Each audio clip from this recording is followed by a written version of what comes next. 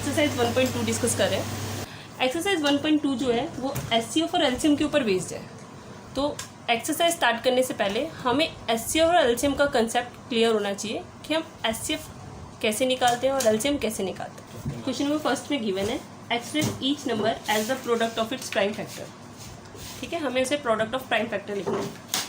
तो first part में दिया हुआ है, तो हमें इसके फैक्टर्स करने और फैक्टर करते वक्त हमें सिर्फ प्राइम नंबर्स लेने, इस चीज़ का ध्यान रखना है। तो 140 के फैक्टर करते हैं, 2 7 जा 14, 0, 2 3 जा 6, 2 5 जा 10, 5 7 जा 35, 7 1 जा 7। 140 के फैक्टर्स क्या हो गए? 2 2 टाइम्स आ रहा है, 5 1 टाइम आ रहा है और 7 1 टाइम आ रहा है। सेकेंड पार्ट में हमें गिवन है 156। 156 के फैक्टर करते हैं, 2 7 जा 14, 2 8 जा 16, 2 3 जा 6, 1 बचा, 2 9 जा 18, 3 1 जा 3, 3 3 जा 9, 13 1 जा के फैक्टर आ गए 2 into 2 into 3 into 13। Third part में गिवन हमें 3825। तो इसके फैक्टर करते हैं 3825 के, पीछे 5 है तो 5 से डिविजिबल होगा, तो 5 से ट्राई करते डायरेक्ट। 5 7 जा 35, 3 बचा, 5 6 जा 30, 2 बचा, 5 5 जा 25। फिर 5 से करते हैं, 5 1 जा 5, 2 बचा, 5 5 जा 25, 1 बचा, 5 3 जा 15। अब 3 से कैंसिल हो जाएगा, 3 5 जा 15, 3 बच जा 3। फिर 3 से ले जाते हैं, 3 1 जा 3, 2 बचा, 3 7 जा 21, 17 1 जा 17। तो 3825 के फैक्टर हो गए, 5 2 टाइम्स आ रहा है, 3 2 टाइम्स आ रहा है और 17 1 टाइम्स आ रहा है। फोर्थ पार्ट में गिवन हमें 5005, उसको 5 से ले जाते हैं, 5 1 जा 5, 0 0, 5 1 जा 5। और 1001 जो है वो प्राइम नंबर है, तो इसको यहीं पे छोड़ देंगे। तो 5005 के प्राइम फैक्टर हो गए 5 इंटू 1001। फिफ्थ पार्ट में हमें गिवन है 7429। 7429 के फैक्टर करते हैं, तो ये नंबर जो है 17 से डिवाइड होगा। ठीक, पेपर में ऐसे इतने टफ नहीं आते कि जो आपको डायरेक्ट 17 तक सर्च करना पड़े। आते हैं 17 4 जा 68, ठीक है, 6 बचा, 17 3 जा 51, 11 बचा तो 119 हो गया, 17 7 जा 119। फिर 19 से ले जाते हैं इसको, 19 से जाएगा ये, 19 2 जा 38, 5 बचा 57 हो गया, 19 3 जा 57, 23 1 जा 23। तो 7429 के फैक्टर हो गए 17 इंटू 19 इंटू 23। ठीक है, ये हमारा फर्स्ट क्वेश्चन है। I hope it's clear. Question number second में गिवन है हमें find the LCM and HCF of the following integers and verify that the LCF into LCM is equal to the product of number. हमें इसका HCF और LCM निकालना है और उसके बाद हमें वेरीफाई करना है कि क्या ये प्रोडक्ट ऑफ नंबर के इक्वल है या नहीं है। तो एचसीएफ और एलसीएम जब हमें एक साथ निकालना होता है तो हम इसके प्राइम फैक्टर करते हैं। तो पहले हम प्राइम फैक्टर्स लिखते हैं 26 के। तो प्राइम फैक्टर्स ऑफ 26, अगर आप इसके फैक्टर करेंगे तो 13 इंटू 2 आएगा। ठीक है, ऐसे प्राइम फैक्टर्स लिखते हैं 91 के, तो 13 इंटू 7। अब एचसीएफ निकालते हैं, तो एचसीएफ में क्या लेते हैं हम? Power of each common factor. Common factor लेते हैं और साथ साथ उसकी लीस्ट पावर लेते हैं। तो दोनों में कॉमन क्या है? 30, और दोनों में पावर 1 है, तो एचसीएफ क्या हो गया? 30। ठीक है, एलसीएम में क्या लेते हैं? एलसीएम में each and every multiple with their highest power. दोनों मल्टीपल लेंगे, चाहे कॉमन आ रहा हो चाहे ना आ रहा हो, और वो भी हाईएस्ट पावर लेंगे। तो 13 एक ही बार लिखेंगे, यहाँ से 2 एक ही बार आ रहा है, 7 एक ही बार आ रहा है। ठीक है, अब इसको मल्टीप्लाई करते हैं, 7 2 14, 14 को 13 से करेंगे, आ गया हमारा ये 182।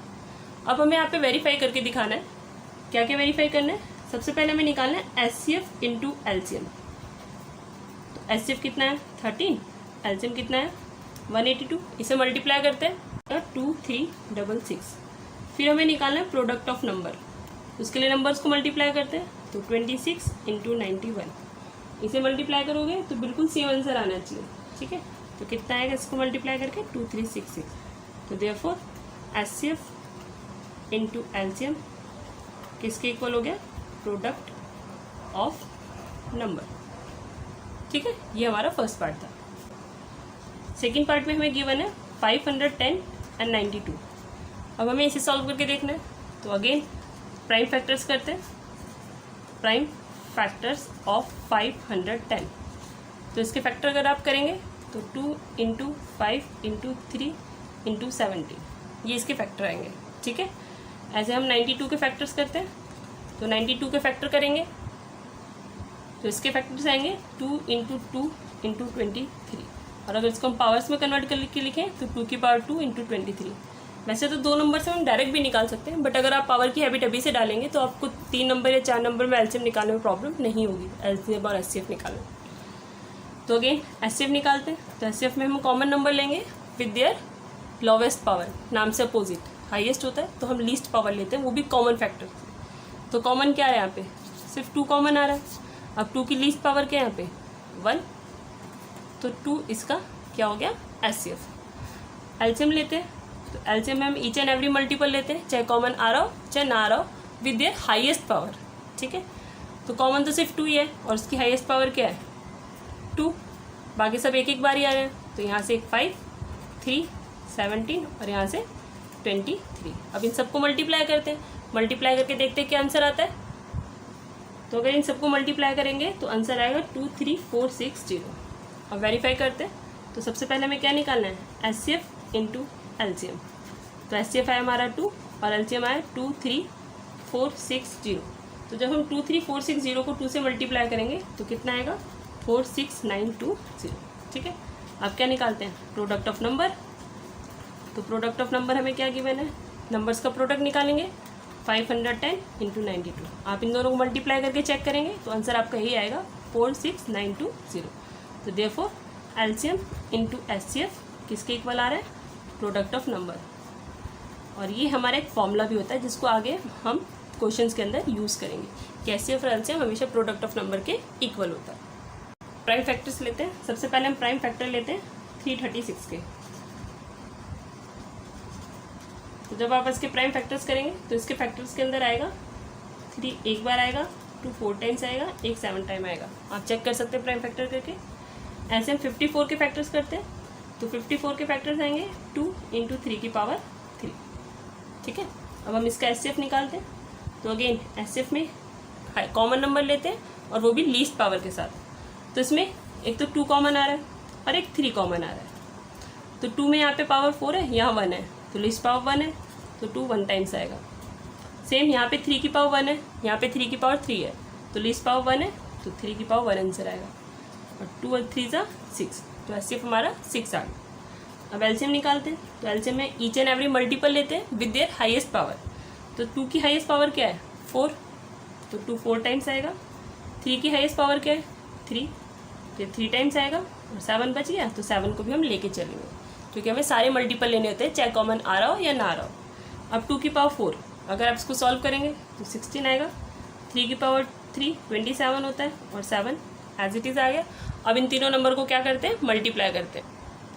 तो अगर इन्हें मल्टीप्लाई करेंगे तो आंसर आएगा 3024। अब वेरीफाई करके देखते हैं। तो सबसे पहले निकालते हैं हम एचसीएफ इंटू एलसीएम। तो एचसीएफ कितना आया था 6 और एलसीएम कितना है 3024। इसे मल्टीप्लाई करेंगे तो मल्टीप्लाई करके आएगा 18144। ठीक है, अब प्रोडक्ट ऑफ नंबर निकालते हैं। तो नंबर क्या है हमारे 336 54। इन्हें मल्टीप्लाई करते हैं, इन्हें मल्टीप्लाई करके चेक करेंगे तो भी आंसर यही आएगा। ठीक है, तो देयरफॉर एचसीएफ इंटू एलसीएम किसके इक्वल होगा प्रोडक्ट ऑफ नंबर। ये हमारा क्वेश्चन नंबर 2 था। I hope it's clear. Third में गिवन है हमें find the HCF and LCM on the following by applying the prime factorization method. First part हमें गिवन है 12 15 एंड 21। ठीक है, सबके फैक्टर्स निकालते हैं। सबसे पहले हम प्राइम फैक्टर्स निकालते हैं 12 के। तो 12 के अगर आप फैक्टर करेंगे तो 2 की पावर 2 इंटू 3 आएगा। पावर्स में कन्वर्ट करके लिखते हैं ताकि आगे हमको कॉमन लेने में ईजी हो। अब प्राइम फैक्टर्स लेते हैं 15 के। तो 15 के फैक्टर होते हैं 5 इंटू 3। ऐसे 21 के फैक्टर्स लेते हैं तो 21 के फैक्टर 3 इंटू 7। अब निकालते हैं एचसीएफ। तो एचसीएफ में हम लेते हैं least power of common factor. नाम से अपोजिट, पावर के मामले में नाम में होता है हाईएस्ट, लेकिन हम पावर क्या लेते हैं, इसका अपोजिट लीस्ट पावर लेते हैं, वो भी कॉमन फैक्टर की। तो इस पर कॉमन क्या आ रहा है, देखें तो 3 कॉमन आ रहा है, और 3 में हर केस में पावर 1 ही है, तो एचसीएफ क्या हो जाएगा हमारा 3। इसके बाद एलसीएम निकालते हैं। तो एलसीएम क्या होता है, लीस्ट कॉमन मल्टीपल। सारे मल्टीपल लेने होते हैं, और अगर हम पावर लें तो पावर उसकी नाम के अपोजिट हाईएस्ट पावर, नाम में लीस्ट आता है बट हम पावर क्या लेते हैं, हाईएस्ट लेते हैं। तो 2 ही टाइम्स है यहाँ पे, 3 की हाईएस्ट पावर 1 ही है, 5 एक बार आ रहा है, 7 एक बार आ रहा है, ठीक है। इसको मल्टीप्लाई करते हैं, 3 7 जा 21, 5 4 जा 20, और 20 को अगर हम 21 से मल्टीप्लाई करेंगे तो कितना आएगा 420। ये हमारा आंसर हो गया। नेक्स्ट में हमें गिवन है 17, 23 एंड 29। ये तीनों ही हमारे प्राइम नंबर है, और जब भी प्राइम नंबर का एचसीएफ निकाला जाता है तो एचसीएफ हमेशा 1 आता है, और एलसीएम जो होता है वो हमेशा प्रोडक्ट ऑफ नंबर के इक्वल होता है। चेक करते हैं क्यों होता है ऐसा, क्योंकि अगर हम प्राइम फैक्टर निकालें 17 का, तो 17 का एक ही फैक्टर होता है 17, ज़्यादातर हम साथ में 1 लिख सकते हैं, क्योंकि प्राइम फैक्टर किसी और से डिवाइड ही नहीं होता है। ऐसे अगर हम 23 लें तो 23 के फैक्टर भी 23 इंटू 1 ही होगा, और अगर हम 29 लें तो 29 का फैक्टर भी 29 इंटू 1 ही होगा। तो एचसीएफ क्या आ रहा है, जो सब में कॉमन हो, तो सब में एक ही चीज़ कॉमन आ रही है 1, तो एचसीएफ 1 हो गया। एलसीएम में ईच एंड एवरी मल्टीपल ले, यहाँ से 23 और यहाँ से 29, तो इनको मल्टीप्लाई करके जो आएगा वो इनका क्या होगा, आंसर होगा। तो मल्टीप्लाई करके आंसर आएगा 11339, तो ये हमारा आंसर होगा। पार्ट में हमें गिवन है 8, 9 एंड 25। तो फैक्टर्स करते हैं, प्राइम फैक्टर ऑफ 8। तो अगर आप 8 के फैक्टर करेंगे तो 2 की पावर 3 आएगा। ऐसे प्राइम फैक्टर ऑफ 9 लेते हैं तो 9 में 3 की पावर 2 आएगा। 25 लेंगे तो 25 5 की पावर 2 होता है। तो एचसीएफ निकालते हैं। अगेन कुछ भी कॉमन नहीं आ रहा, और जब कुछ कॉमन नहीं आता तो उस केस में हम 1 लेते हैं, क्योंकि 1 हर नंबर के साथ मल्टीप्लाई में होता है। तो एचसीएफ कितना आ गया 1। एलसीएम लेते हैं। एलसीएम में ईच एंड एवरी मल्टीपल लेते हैं, चाहे कॉमन हो या ना हो। तो 2 3 टाइम्स ही आ रहा है, 3 2 टाइम्स आ रहा है, और 5 2 टाइम्स आ रहा है। तो अगेन वही सारे नंबर आ गए। तो 8 इंटू 9 इंटू 25, इसको मल्टीप्लाई करेंगे 72 इंटू 25, तो इन्हें मल्टीप्लाई करते हैं, तो मल्टीप्लाई करके आएगा 1800। ये इसका आंसर हो गया। आई होप इट्स क्लियर। क्वेश्चन में गिवन है एचसीएफ दिया हुआ है 306 एंड 657 का 9, और एलसीएम फाइंड आउट करना है इन्हीं दोनों नंबर का।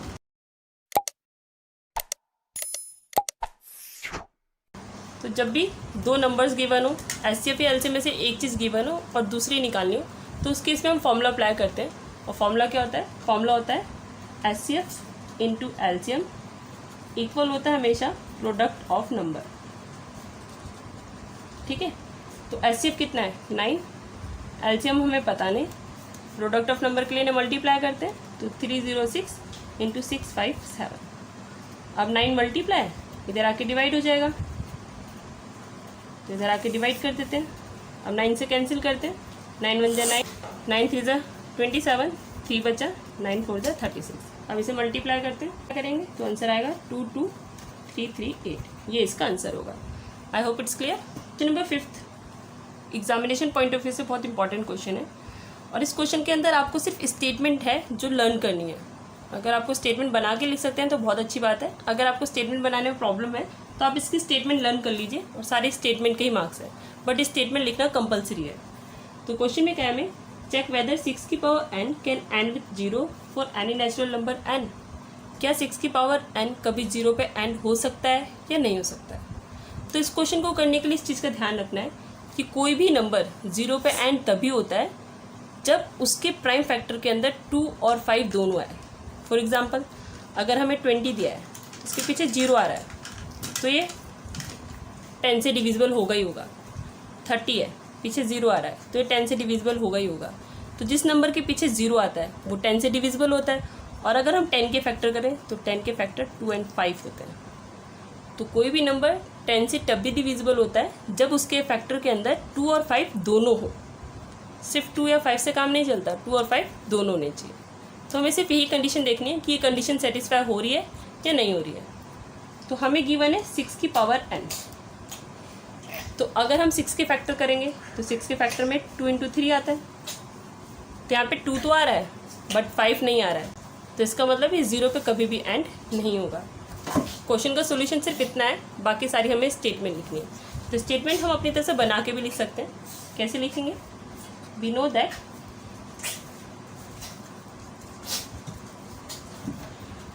a number ends with 0 if it is divisible by 10। ठीक है, हम जानते हैं कि कोई भी नंबर 0 पे एंड कब होता है? जब ये किससे डिविजिबल हो? 10 से, and it's prime factor contain 2 and 5 both. और अगर इसके प्राइम फैक्टर 2 और 5 दोनों को कंटेन करते हैं। ठीक है, given number contain only 2 but not 5 as its prime factor. जो हमारा नंबर है उसमें सिर्फ 2 आ रहा है, 5 नहीं आ रहा है प्राइम फैक्टर्स में। ठीक है, सो गिवन नंबर 6 की power n can never ends with 0 for any natural number n। तो जो गिवन नंबर है कभी भी 0 पे एंड नहीं होगा। ये स्टेटमेंट आप अपनी तरफ से बना के भी लिख सकते हैं, नहीं तो सेम एज इट इज़ आप याद भी कर सकते हैं। ठीक है, बट स्टेटमेंट लिखनी कंपलसरी है। I hope it's clear. Question में गिवन है explain why 7 × 11 × 13 + 13 is a composite number. हमें ये बताना है कि 7 × 11 × 13 + 13 ये कंपोजिट नंबर क्यों है, पूरा एक्सप्लेन करके बताना है। ठीक है, अब इसके अंदर हमारी जो थ्योरम यूज़ होगी वो यूज़ होगी फंडामेंटल थ्योरम ऑफ अर्थमेटिक। और अगर आपने पहले से फंडामेंटल थ्योरम ऑफ अर्थमेटिक पढ़ रखी होगी तो इस थ्योरम के अकॉर्डिंग कोई भी कंपोजिट नंबर एक्सप्रेस किया जा सकता है as a product of its prime. इसका मतलब कि कोई भी कंपोजिट नंबर अगर हमें गिवन है तो उस कंपोजिट नंबर को हम प्रोडक्ट ऑफ प्राइम्स नंबर लिख सकते हैं। यानी अगर हम उसके फैक्टर करेंगे तो उसके फैक्टर के अंदर 2 और 2 से ज़्यादा प्राइम फैक्टर आने चाहिए।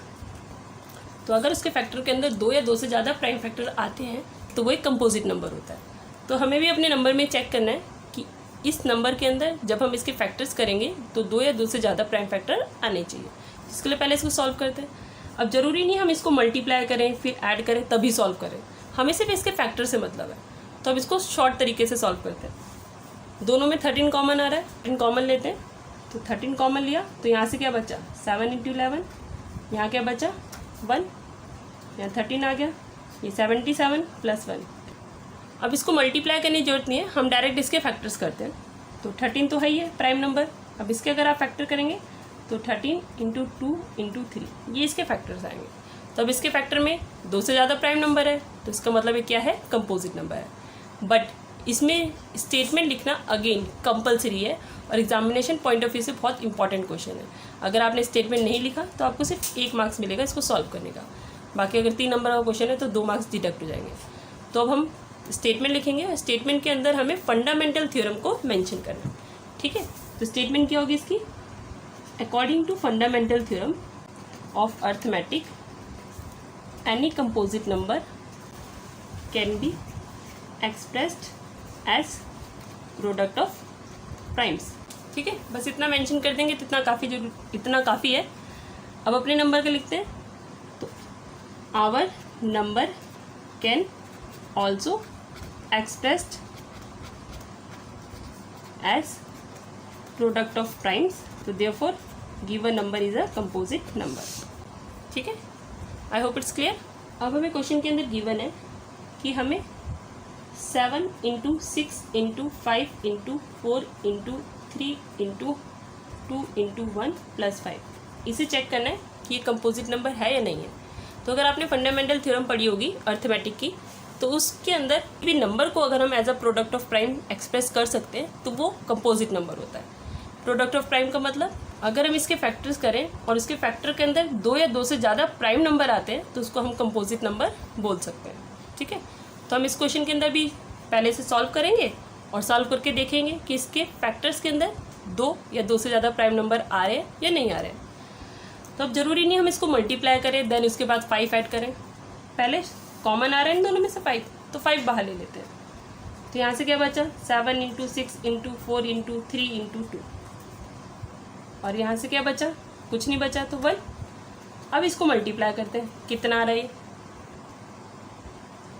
इन्हें मल्टीप्लाई करेंगे तो मल्टीप्लाई करके आएगा 1008 प्लस यहाँ से 1 है तो 5 × 1009, और 1009 एक प्राइम नंबर है तो इसको यहाँ पे छोड़ देते हैं। 2 नंबर आ गए तो इसका मतलब ये क्या है, कंपोजिट नंबर है। अब हमें स्टेटमेंट लिखनी है और एग्जामिनेशन पॉइंट ऑफ व्यू से इंपॉर्टेंट क्वेश्चन है जिसके अंदर स्टेटमेंट की बहुत इंपॉर्टेंस है। अगर आप इतना सॉल्व करेंगे और 3 मार्क्स का क्वेश्चन है तो आपको सिर्फ 1 मार्क्स मिलेंगे, तो स्टेटमेंट लिखना बहुत कंपलसरी है। तो स्टेटमेंट लिखते हैं, सबसे पहले फंडामेंटल थ्योरम मेंशन करेंगे। तो according to fundamental theorem of arithmetic, any composite number can be expressed as product of primes. Given number can also expressed as product of primes. हम अपने नंबर को भी as a product of primes लिख सकते हैं, therefore it is a composite number. इसलिए I hope it's clear. हमें given है there is a circular path around the sports field. एक स्पोर्ट फील्ड के चारों तरफ एक सर्कुलर पाथ है।